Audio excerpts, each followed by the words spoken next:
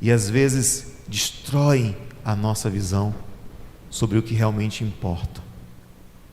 A minha religiosidade não tinha saído de mim, apesar de eu sair da igreja. A minha religiosidade me dominava. Eu precisava ter parâmetros para que eu percebesse que Deus era quem era, é quem é. Então, quando eu cheguei na igreja, a minha religiosidade falou bem alto. Eu estou na igreja, aí entra aquele monte de padre. Aí o que eu falo? O tio Guilherme me trouxe para uma missa cheia de padre. Eu era assembleiano na minha tradição. Nada contra meus irmãos assembleianos, nada contra meus irmãos católicos romanos, tá? Só que eu estou falando da minha religiosidade. E eu vou trazer de volta esse tema para o texto bíblico. A minha religiosidade me disse: eu estou aqui num lugar onde eu não deveria estar, onde só tem pessoa errada, porque só tem pessoas que, segundo a minha religiosidade, não falam da parte de Deus. E o incrível que pareça, Deus tem seu jeito de falar. Deus gosta de nos fazer passar vergonha com nós mesmos. Quando um desses padres subiram ao altar, e não foi numa igreja católica romana, foi numa igreja anglicana, quando um desses padres subiu ao altar para pregar, ele falou sobre secularização. Há pessoas no meio do povo de Deus, secularizadas, confundindo as suas crenças com as crenças seculares deste mundo. E o padre falando, e de repente eu ouço a voz do Espírito dizendo: essa pessoa é você. Aí, assembleano vai saber o que eu estou querendo dizer, pentecostal vai saber o que eu estou querendo dizer, o corpo começa a tremer. Meu Deus, é Deus que está falando comigo, tem alguma coisa acontecendo de errado. E aí a vergonha começa a vir sobre mim. Eu fiquei envergonhado com os julgamentos, com as coisas, porque eu precisava de sinais da parte de Deus, que fossem daqueles sinais que eu entenderia, da maneira como eu quero. E aí eu disse para vocês que eu voltaria para o texto.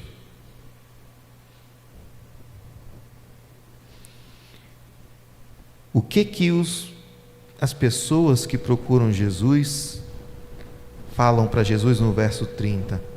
Que sinal fazes para que o vejamos e creiamos em ti?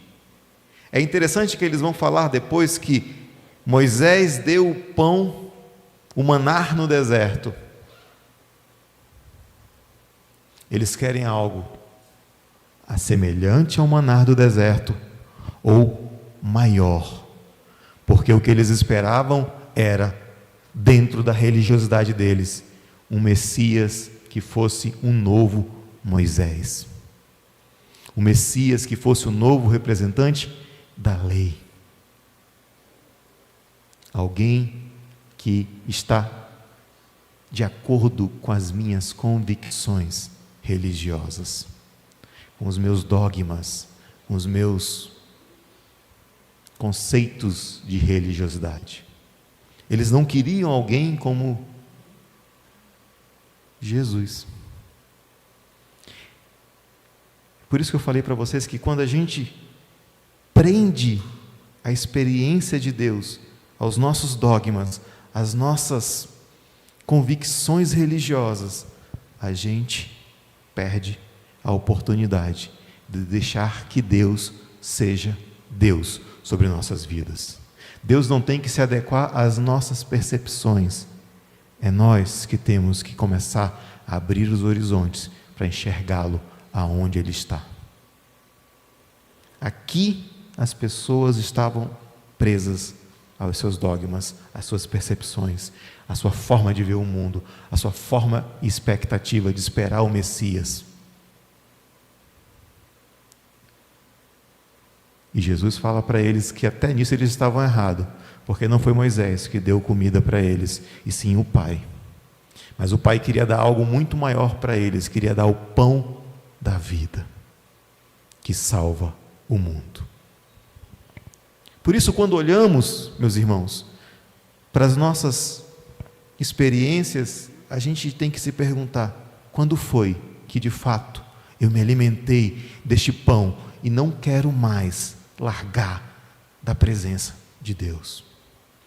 Porque muitas vezes estamos na igreja, o que nos alimentou não foi o pão da vida, foi as nossas emoções, foi os nossos sonhos meio turvos e pecadores, são as nossas convicções atropeladas da vida, e não Deus, e não o pão da vida. Porque quando o pão da vida nos alimenta, a gente não quer largar mais.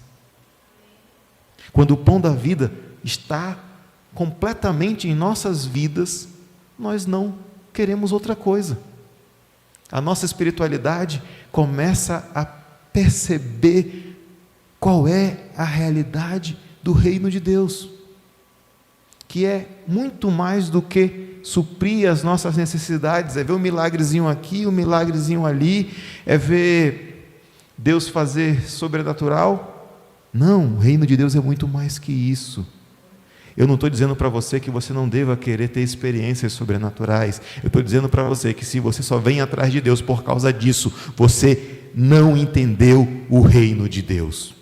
Você não entendeu quem é o pão da vida, que alimenta e nos supre, e nos deixa fortes e preparados, para quando chegar o momento de enfrentar a morte, nós possamos dizer com coragem: não temo, porque sei quem está comigo, e meu Redentor vive.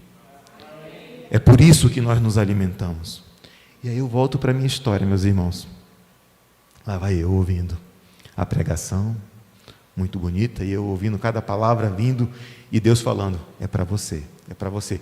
No final da pregação eu já estava quebrantado, preparado para receber, porque Deus quebrou todos os meus preconceitos naquele momento. Eu comecei a ver que Deus fala e age de maneiras diversas por esse mundo. Ele não fala só da maneira que eu aprendi a ouvir. Ele fala de outras maneiras, fala outros idiomas. Que legal. E aí eu estava preparado para isso, envergonhado, mas preparado para o que vinha logo depois. Aí veio a celebração da Santa Eucaristia. Na celebração da Santa Eucaristia aconteceu outra experiência da qual eu não esperava. Ainda achava algumas coisas estranhas. Não era o meu rito, não era a minha forma de adorar. E quando eu vi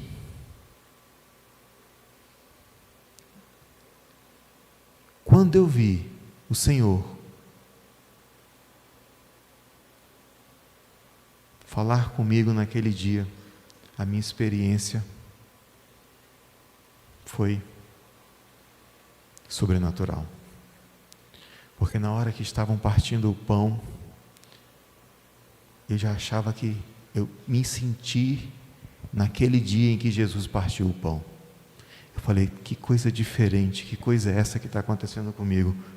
E na hora que foi feito o convite para participar da Santa Ceia, eu ouvi nitidamente a voz do Espírito dizer ao meu coração: vem, ceia comigo.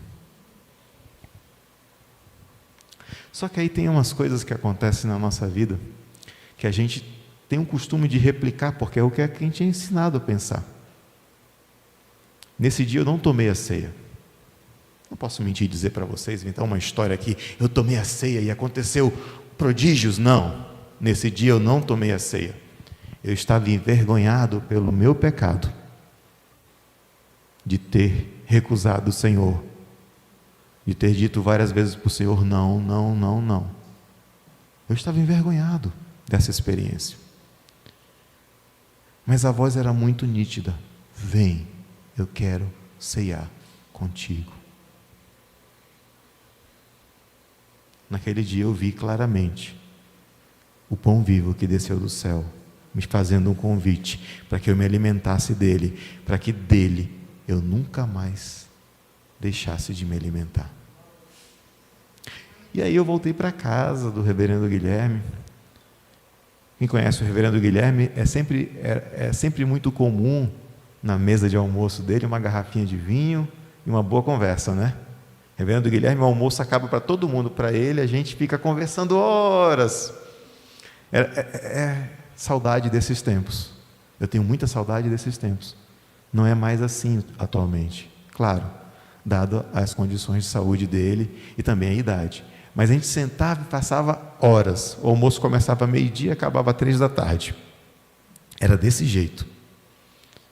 E aí, sentando e conversando, ele me falou uma coisa que confirmou tudo o que eu tinha experimentado. Ele chegou para mim e disse: meu filho, por que tu não aceitou o convite do Espírito Santo para tomar a Santa Ceia? Aí eu olhei. Aí eu tentei imaginar aquele baixinho, todo mundo conhece a altura dele, é gigante, né? Aquele gigante homem, no meio daquele monte de homem pequeno, olhando para mim no meio de uma multidão, que a igreja estava cheia, e me enxergando e dizendo não para o Espírito Santo. Eu falei, como assim? Aí ele falou, eu sei que o Espírito Santo te convidou para celebrar a Eucaristia com o Senhor. Aí eu, o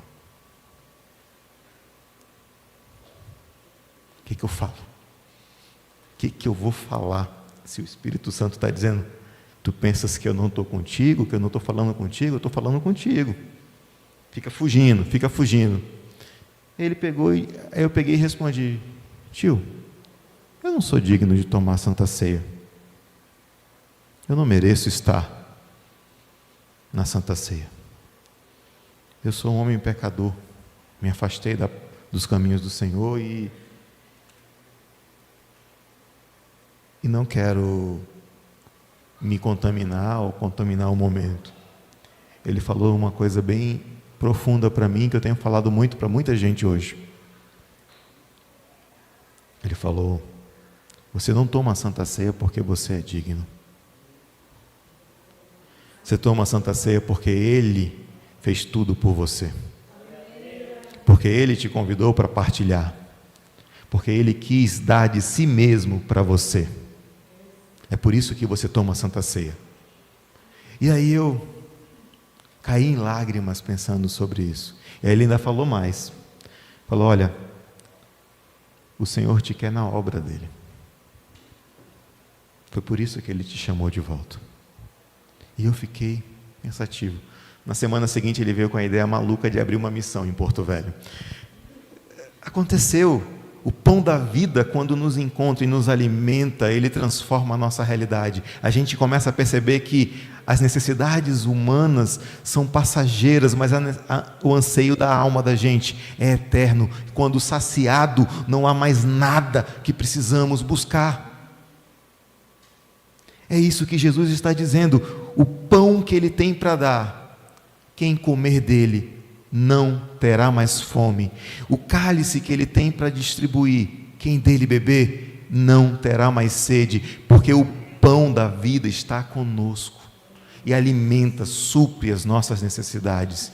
Por isso que aqueles que buscam sinais segundo a sua percepção religiosa, deixam de ver o grande sinal que Jesus Cristo é. O grande sinal que todo domingo se manifesta para nós, também no partir do pão.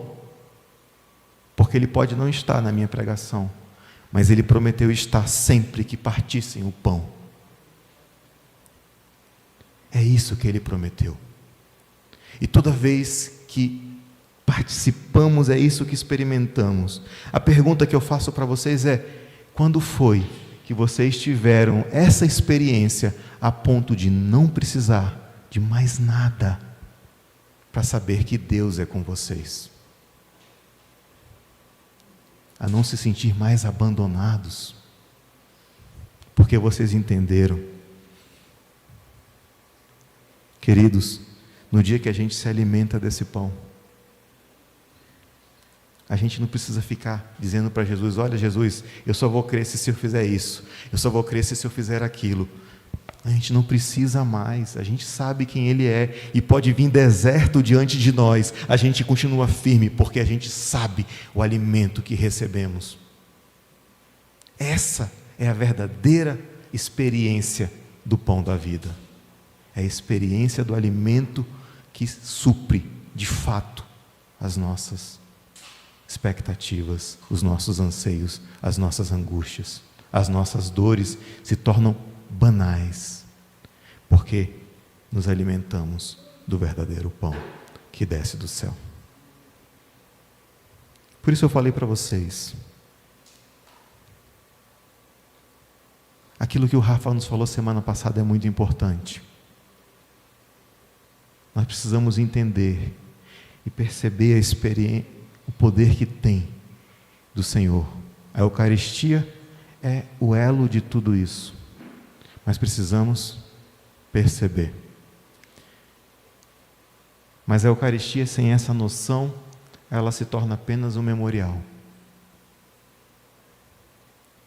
A Eucaristia, sem a percepção de que Deus transformou Jesus, o pão da vida que desce do céu, ela não é nada para a gente. A presença real de Cristo só é percebida quando a gente abre o nosso coração para isso e quebra a barreira da nossa religiosidade. Para de dizer para o Senhor que sinais Ele tem que dar para a gente. Como disse o povo, lá no deserto Moisés deu o maná. Até isso equivocadamente, que nem foi Moisés, foi Deus que fez, né? Deu o maná. Aqui, o que tu tens para fazer para a gente? Aí ele fala, o pão que o Pai quer dar para vocês, se vocês comerem dele, acabou a fome. Então, a pergunta volta a ser feita. Agora eu vou fazer de uma outra maneira. Vocês já se alimentaram deste pão?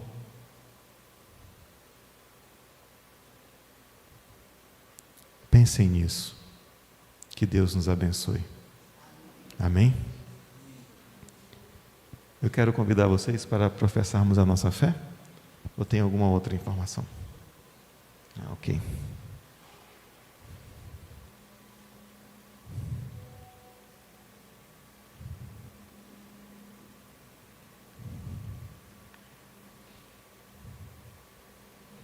Ok. Vamos ficar de pé? Antes de professarmos a nossa fé, eu quero orar com você.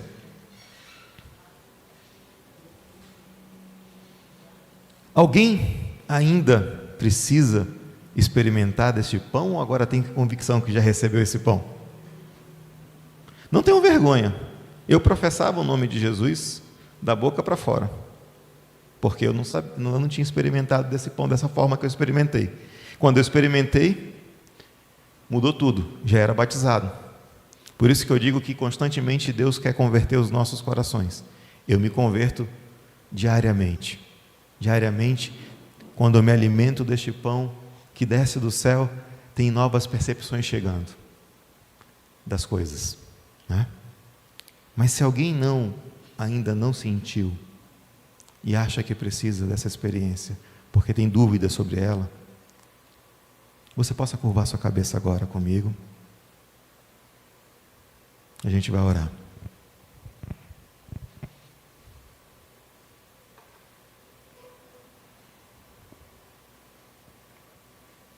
Senhor,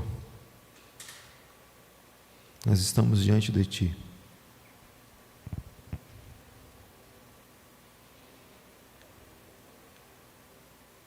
Sedentos da Tua presença. Sedentos da manifestação do Teu Espírito em nosso meio. Quem somos nós, Senhor, para dizer que sinais o Senhor tem que fazer no nosso meio? Mas o Senhor conhece cada coração que aqui está neste momento. O Senhor conhece a maneira de lidar com cada um de nós. Mesmo casais com mais de 30 anos de casado não sabem todas as formas de lidar com seu cônjuge, mas o Senhor sabe como lidar com cada um de nós. Eu quero te pedir, Pai, assim como no passado destes o maná ao povo de Israel, multiplicaste o pão por meio do teu Filho Jesus Cristo também. E depois nos revelou que Ele é o verdadeiro pão da vida. Se alguém aqui, ou que está nos acompanhando, ainda não se alimentou deste pão que o Senhor nos dá, que é o teu próprio Filho, te revela a Ele. Convida-o para deste pão se alimentar, Senhor, para que não mais tenha fome, não mais tenha sede, mas seja pleno da tua presença gloriosa, em nome de Jesus. Amém.